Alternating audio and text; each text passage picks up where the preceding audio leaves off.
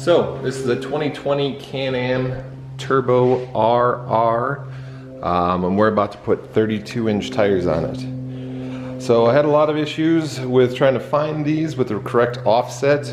These ones are 5+1 offset, 15x6 race line with a 32x10x15 chicane tire. You might be wondering why I want to do with 32s. Well, here's the reason right here. One thing I don't like about the 2020s is they put a staggered setup on them. So there's a 11-inch here in the back and a 9-inch here in the front. This poses an issue because you cannot have a spare because you have different size tires. So when I was out on a ride the other day, as you can see, I had a nice big blowout on my Bighorn. And either way, these ones were just about dead. They only had, no tread left. So I upgraded to new ones. We're doing a square setup on these ones. 32x10x15 all the way around. And this will allow me to keep a spare up on the roof rack there. So one of the biggest reasons I wanted to do 15s is because of this right here. This is my stock 14-inch wheel. As you can see, the wheel was about dead anyways even before the blowout because of all the scratches, because the doesn't have enough space around where the brake caliper and everything is. So get some rock stuck in there and it just destroys your wheel very quickly. You'll notice I have some 30x10s on here right now. That's because I was doing a trip and I had to borrow some from a buddy just so I could get through until I got that in. But I think it's going to make a pretty big difference to the overall look of this when it's all done. Before we throw these on, I figured I'd do a quick ground clearance check. I've already had my suspension adjusted up when I first got it. But these stock springs here, they only last about 1,000 miles of hard driving before they're pretty much useless. And I've got about 1,500 miles, so I'm going to iBox. We're at about 14.5 inches. When I originally had it set, it was at like 17 and a half. So just over 1,000 miles of driving. I lost quite a bit of ground clearance just from the springs collapsing. So that is why I'll be doing iBox, so it should stay the same. So we just got the fronts on. I say we, I mean me. As you can see, there's a little bit of a difference on the tire size. I'm getting excited. Obviously I just jacked it up so it's sitting a little bit higher than it normally would. I'll get another measurement after I drive it around the block, but oh my God, just a little bit of a difference. In the words of Jeremy Clarkson, I'm kind of nursing a semi. Yeah. I just drove it around the block quick. I'll get some better shots when I turn it around, but I wanted to measure ground clearance. Try to find a spot. Once you jack it up, obviously the ground clearance is going to be all messy until you hit the brakes a bunch of times. Kind of compresses the shocks back where they should be. Remember before we were at 14. Sorry, trying to get in the spot where you can see this. Now we're just a hair under 17. So got some decent ground clearance. That's about where it was before my springs collapsed. So definitely got some more ground clearance. I'll flip it around and we'll get a better shot of this. So here is the final product. As you can see, the rears aren't quite as wide as stock, but pretty close. Stocks were 11s, these are 10s. I did the square setup. But man, oh man, did that change the look of this thing.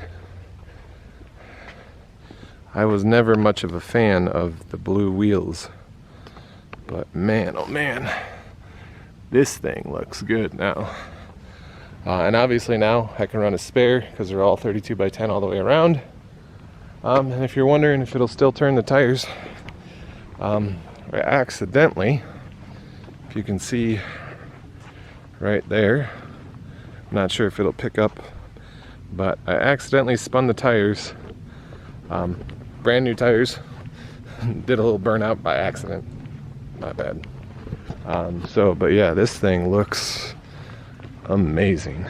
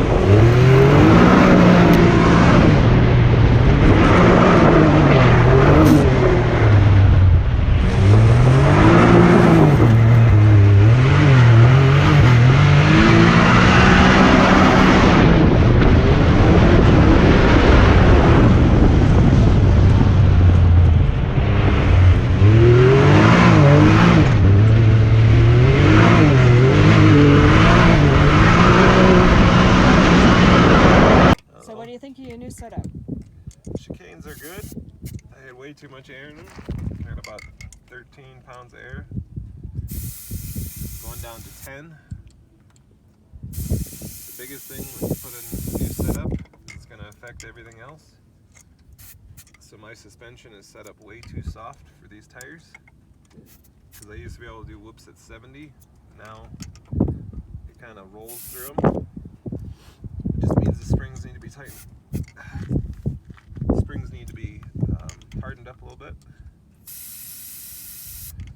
Tires also need taking them down to about 10. They could go up even higher, or lower. I normally ran my Bighorns at around 7 to 8 out here. So these ones, I got a lot more air in them, but just as I'm burning them. But overall, it's good. You definitely feel like when you go down into it like a dip, because the tire is so much bigger.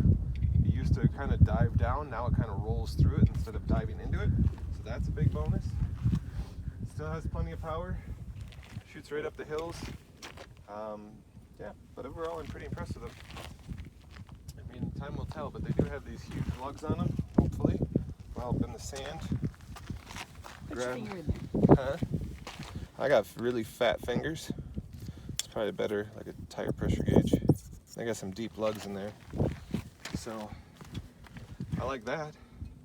I think they'll do awesome once I get the tire pressure back in line.